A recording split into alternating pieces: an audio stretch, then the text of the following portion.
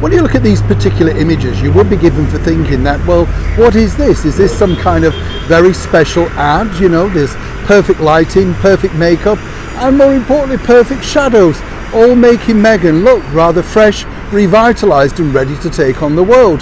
This is the message now that we're being told, of course, by her brand new team. She can't wait to get cracking on yet another podcast, and of course there are other things in the offing.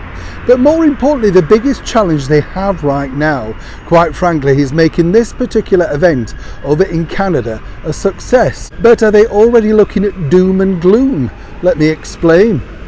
Morning, how are you? Nice to see you. Thank you so much. Now listen, it's interesting. I'm sorry, we'll have a wave and I'll just get on with it. And I'm slipping, I can see, yes. But when you look at these images, there's no two ways about it. They are very well crafted images. The lighting's right, the makeup's good. You could not be offended if you were looking at that. It'd be very difficult if you were Meghan Markle's team to say, well, what's wrong with that? But as we now know, Meghan and Harry are back out in, of course, Canada, trying to flog their Invictus games, which started out so well. It was a very noble gesture, and as I've often said here on the show, it should never be about them. It should be about the wonderful people that are taking their time, putting so much of it in, and really, you know, their dedication and hard work and belief is really to be astounded by. I really do respect those people because they've gone through so many different things. It does seem a shame that it's like being, dare I say, hijacked by two individuals, because this is the thing that you now have to look at. It started off as a Prince Harry royal project. Suddenly now it's the Harry and Meghan show, or Meghan and Harry show. But what's really interesting here, what a lot of people haven't realised, is yes, Harry and Meghan once again have a brand new camera crew in tow. We all know that. What's also fascinating is that it's not come from any other particular production company. They are freelancers, self-hired cameramen, right? So they're not from Netflix. It's not a sanction from them that they are going to be part of perhaps using this footage. If they do go back to Netflix with another documentary, then they will sell this footage back. It won't be part of the deal because Netflix didn't provide the crew. You got that. So what's really missing on this is simply this, and this has come from an excellent source.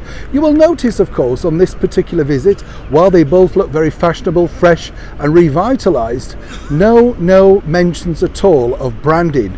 Yes, the team behind them have Invictus branding on them. So why haven't Harry and Meghan decided to go the full hog if this is such an important event and cover themselves from head to toe in branding? Well, I've been told from an excellent source, and as ever, we have to say allegedly, this is because even they are unsure exactly whether this will actually take place. And of course what they're making is generic filming that could be used on anything, whether that be a docuseries, a year in the life, you get the picture.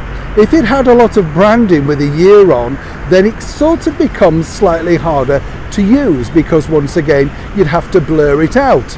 Either way, it's all about Meghan, of course, and she doesn't necessarily want now to be covered in head to toe of official branding. Doesn't necessarily suit.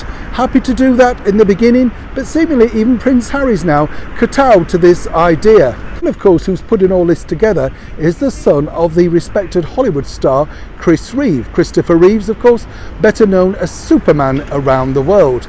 Apparently Meghan has great faith in him and believes that she and him can create something rather special, with Invictus or without Invictus, I've been told. Neil Sean in the very heart of London.